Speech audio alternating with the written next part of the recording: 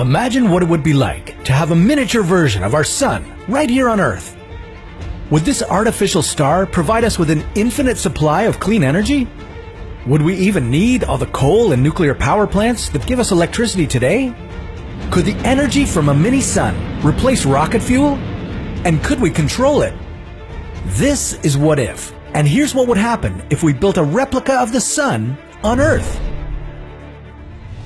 The Sun is an enormous nuclear fusion generator. Every second, it fuses 620 million tons of hydrogen into 606 million tons of helium in its core, releasing a vast amount of energy in the process. To create a replica of the Sun on Earth, we just need to squeeze atoms of hydrogen hard enough to make them fuse. Shouldn't be too hard, right? Well, this fusion is only possible at extreme temperatures. Even the Sun's coldest part, its surface, burns at an incredible 5,500 degrees. Not even a spacesuit can protect you from that kind of heat. But we could engineer a high-temperature superconductor to tame our scorching mini-sun. What would it take to bring this brighter future into reality? Having an artificial sun on our hands would provide us with almost limitless amounts of energy. Of course, it would be much smaller than the Sun. Our replica could fit inside a machine the size of 60 football fields and would have the weight of 3 Eiffel Towers. To make it work, we'd need 2 specific hydrogen isotopes. One of them, called deuterium, we'd extract from water. The other one, tritium, we'd brew from lithium during the fusion reaction itself. We'd give the mini-sun its own magnetic field with the help of huge magnets, at least 1,000 times more powerful than those you put on your fridge.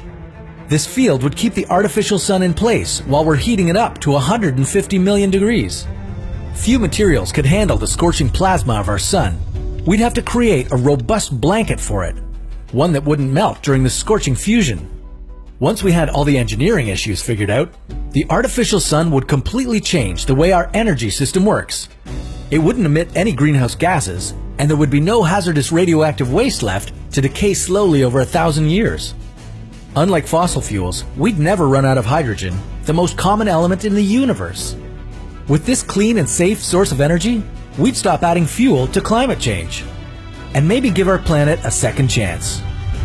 Next, we'd build fusion engines for our spacecraft, and go on to explore space faster than we ever imagined. With hot plasma fueling up our rockets, it would take us just 30 days to get to Mars. Huge progress compared to a 9-month trip with our current technology. Sound like science fiction? What if I told you physicists around the world have been working on recreating a miniature star for decades? We already have reactors capable of producing sun-like fusion, but so far, none of them have produced more energy than they needed to consume to make this reaction happen in the first place.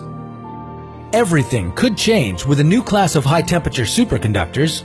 That would bring nuclear fusion from an expensive science experiment to a viable source of energy available to everyone.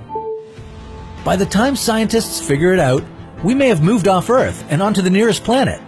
But that's a story for another What If.